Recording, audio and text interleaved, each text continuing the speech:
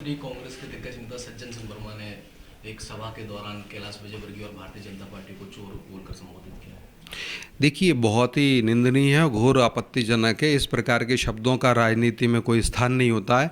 लेकिन यह कांग्रेस के नेताओं की ये परंपरा आ रही है, ये भाषाई मर्यादा को भूल जाते हैं, भाषाई दरिद्रता से ये ग्रसित हैं और जनता ने भी इनको दरिद्र बना दिया है।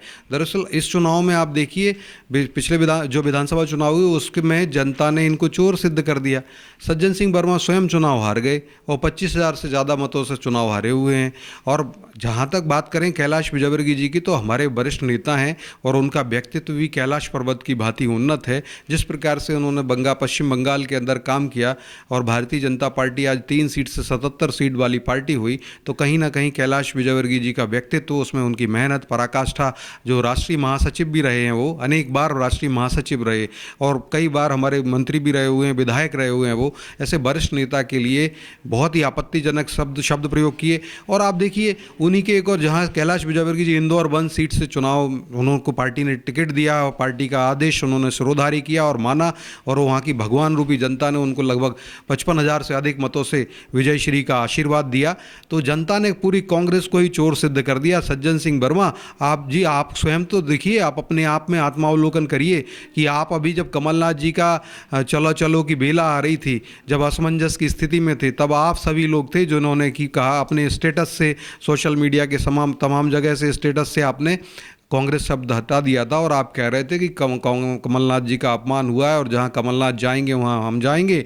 तो आप सभी तो देखिए कि आप तो स्वयं चोरों के गिरोह के सरगना हो रहे हैं आप, और आप दूसरों को कहते हैं। राजनीति में इस प्रकार की भाषाई दरिद्रता को प्रतिपादित करती है, प्रतिलक्षित करती है, और कांग्रेस इसका जीता जागता समूह उदाहरण हो रहा है और आप उसके वहाँ पे प्रवर्तक हैं इस प्रकार की गंदी परंपराओं के। भारतीय जनता पार्टी आज भी आपसे कहती है, आप माफ़ी मांगिए।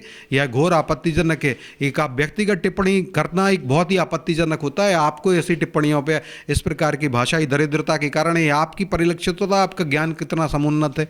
अभी भी आप माफ़ी मांगिए कैलाश विजयवर्गीय जी से और इस बात का पटाक्षेप कर सकते हैं।